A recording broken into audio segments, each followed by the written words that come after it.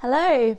In this video, I will take you through step by step what you need to do to raise your child to be bilingual, trilingual or multilingual as a non-native speaker of the target language yourself. I'll be sharing with you tons of practical tips and advice and things I have personally learned on my trilingual parenting journey. Since there's a lot of stuff to go through, I'll split this mini video series into two parts.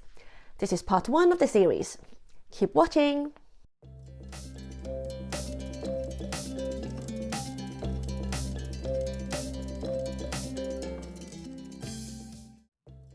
Hello everyone, welcome back to my channel.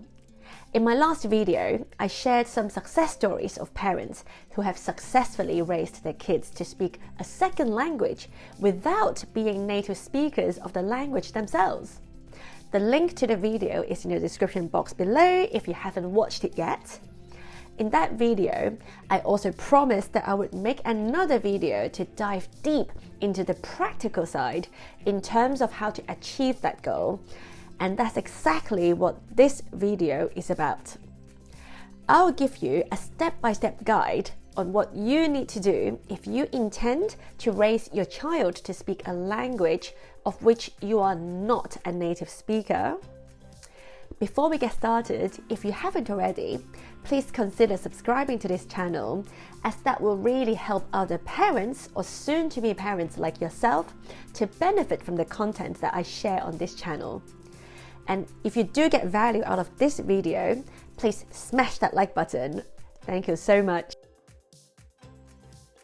As I touched on in my previous video, parents trying to raise bilingual kids as non-native speakers may face significant psychological barriers. While this practice is becoming more and more common across the world, as I discussed in that video, it is still relatively rare to meet parents who are trying to raise their kids to be bilingual as non-native speakers. As with any unusual practice, social prejudice could exist, and just as importantly, you as the parent may feel awkward doing it, and you may worry about what other people might think. I am speaking from personal experience here. As I explained in a previous video, my husband and I are raising our children to be trilingual in Mandarin, Russian and English, even though I do not consider myself to be a native Mandarin speaker. I am a native Cantonese speaker, but for various reasons, my husband and I decided that we wanted to raise our kids to speak Mandarin instead. So one day, around the time my son was 2, I just literally switched from speaking to him in Cantonese to speaking to him in Mandarin. And I did feel conflicted about this decision for a very long time, and I guess even now to some extent, I felt like I had to justify my decision to others, especially people from my native city. However, I've now learned to let go of this psychological barrier. Okay, so some people might privately disapprove of what we do, but I choose not to attach too much importance to that. So, the first step for parents in this situation is to recognize any internal resistance and fear that you might have and try to overcome that. Always bear in mind that other people's judgment is never as important to you as the potential benefits that being bilingual can bring to your child if you decide that that's what you want to do. Also, you might be surprised that people are actually more supportive than you think. Quite a few Hong Kong parents I know told me that they would do the same with their kids if they were fluent in Mandarin. Now that we've got all this psychological and mental stuff out of the way, let's get down to the nitty-gritty. To achieve any goal, you need a strategy. So in step 2, you need to choose a language strategy for your family. I've made a separate video about choosing a strategy for your family's language needs. Check it out for a more detailed explanation of each of the 3 main strategies. The link is in the description box below. For the purpose of this video, I'll just quickly take you through these strategies.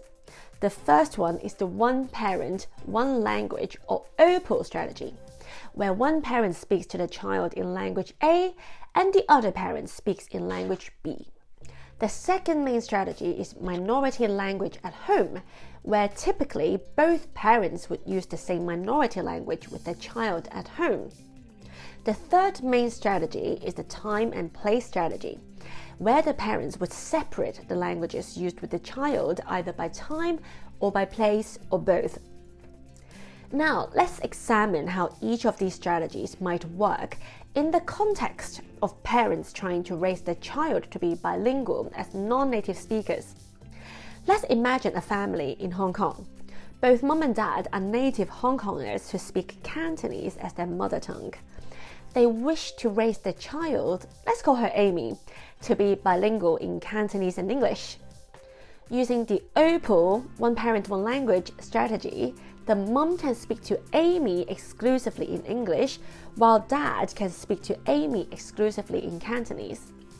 Using the minority language at home strategy, the minority language in this case would be English, so both parents would speak to Amy in English. Using the time and place strategy, maybe mom and dad would speak to Amy in English only when they are physically at home, but they will speak to her in Cantonese when they are out and about. Any of these strategies can work as long as you apply them consistently. So choose a strategy based on your family's needs and stick to it. In my opinion and experience, consistency is absolutely the number one key in raising bilingual, trilingual, and multilingual children.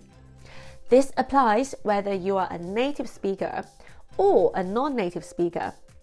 As I said in my previous video, consistency, perseverance, and determination are what will make or break your goal of raising a bilingual child. I have seen so many cases where both parents are native speakers of the target language, yet their child only speaks English. Why? Because they do not use their home language consistently, or because they gradually give up when their child starts school and starts losing their home language. In contrast, even if you are a non-native speaker, if you really commit to using the target language consistently with your child and do not give up when the going gets tough, you can succeed. So here it is, a simple 3-step guide for parents out there who want to raise bilingual children as non-native speakers. In part 2 of this mini-series, I will share some super practical tips, tricks, and hacks specially tailored for parents in this situation.